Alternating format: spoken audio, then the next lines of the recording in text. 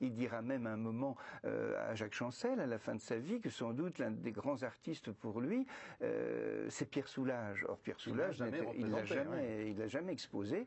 La Société des Amis, avec les conseils d'un des directeurs de l'époque, Jean-Louis Prat, en a acheté un. Nous en avons un magnifique après la donation de la Société des Amis, mais il ne l'a jamais représenté. Donc, si vous voulez, ce face à l'œuvre, c'est quoi?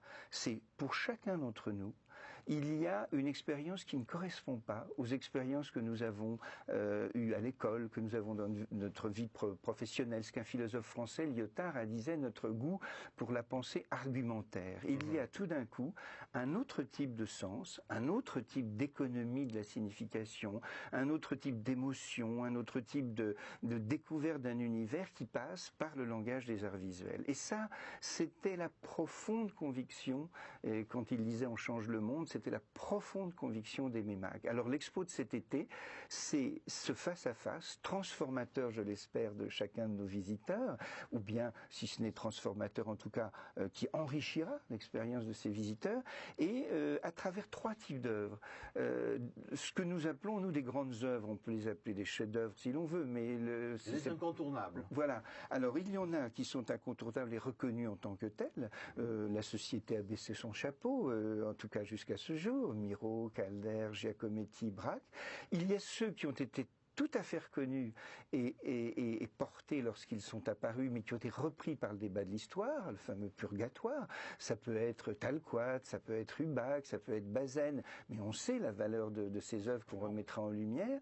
Et puis il y a, parce que Aimé Mag était un amoureux du risque, il fait l'éloge de la prise de risque. Monino raconte dans un petit film qu'un jour il descend au Mas Bernard, qui était sa maison à côté de la fondation, et il entend Nina Hagen. Alors il est un peu surpris, il dit, c'est sur vos petits-enfants? Il dit, mais pas du tout, c'est formidable, ça, j'espère que je vais pouvoir la faire venir pour faire un concert.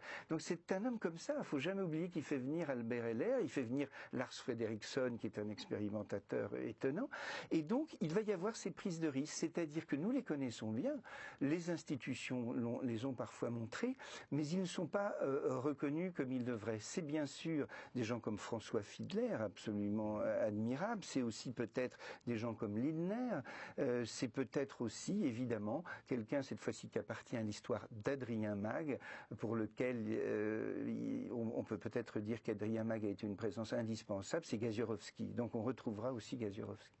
Alors vous parliez de musique, puisqu'effectivement c'est un lieu de production, d'exposition, mais pas que des œuvres d'art, pas que des œuvres d'art plastique.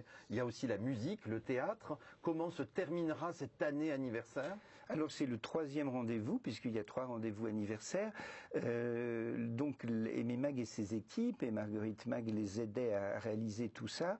Et puis Adrien Mag l'a repris après, avec la venue de Rostropovitch.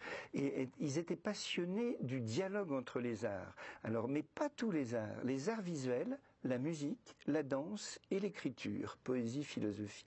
Donc nous terminerons l'année par la reprise